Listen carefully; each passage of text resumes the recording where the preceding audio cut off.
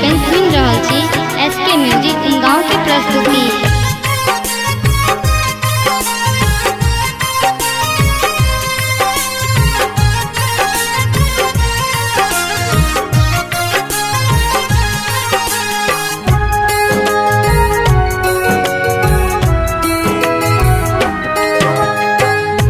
बाबा लुटा बैठ सोना रुपैया, बाबा लुटा बैठ सोना रुपैया, दाई करैथ अनुदान हे।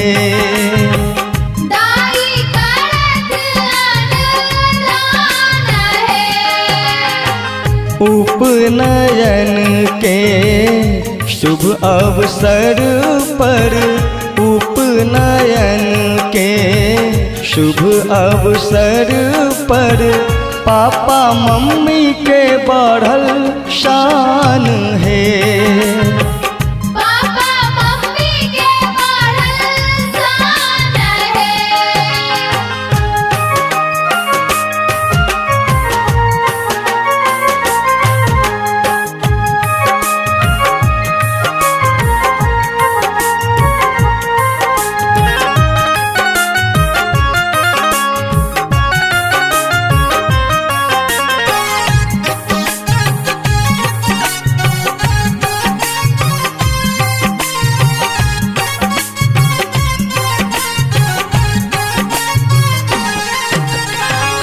उपनयन के दिन आयल, पुरहित करौता पूरा काम है।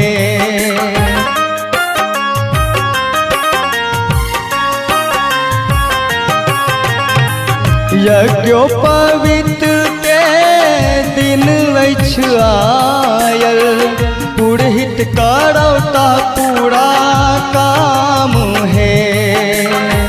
सोना के छूड़ा बनबाओल, सोना के छूड़ा बनबाओल, कटतैन केश हजाम है।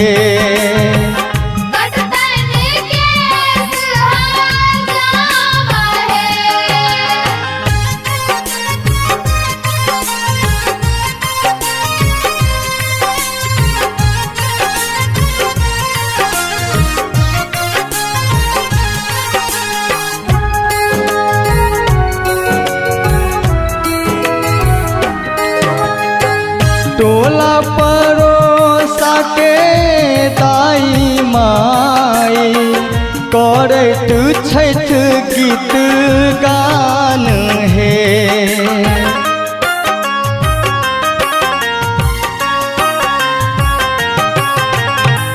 टोला परोसा के दाई माई, करैत छठ गीत गान है।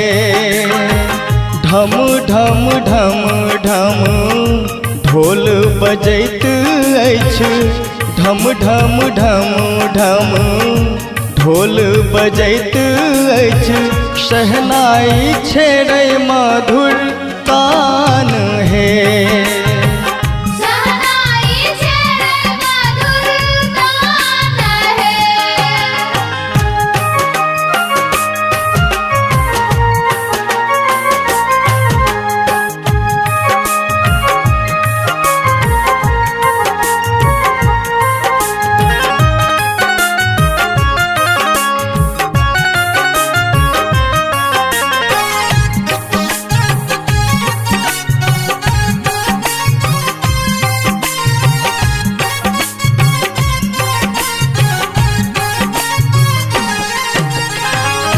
पीसा पीसी मामा मामी के गीते पर ध्यान है।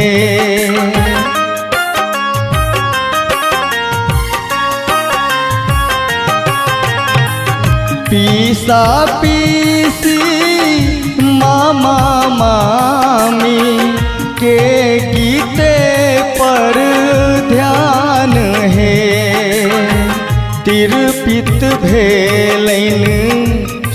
सुन गाड़ी तिरपित भेलन सुन गाड़ी हिनको सबके कान है इनको सबके कान है। बाबा लुटा बैठ सोना रुपैया बाबा लुटा बैठ सोना रुपैया दाई करैथ अनुदान है दाई करत अनुदान है। उपनयन के शुभ अवसर पर उपनयन के शुभ अवसर पर पापा मम्मी के बढ़ल शान है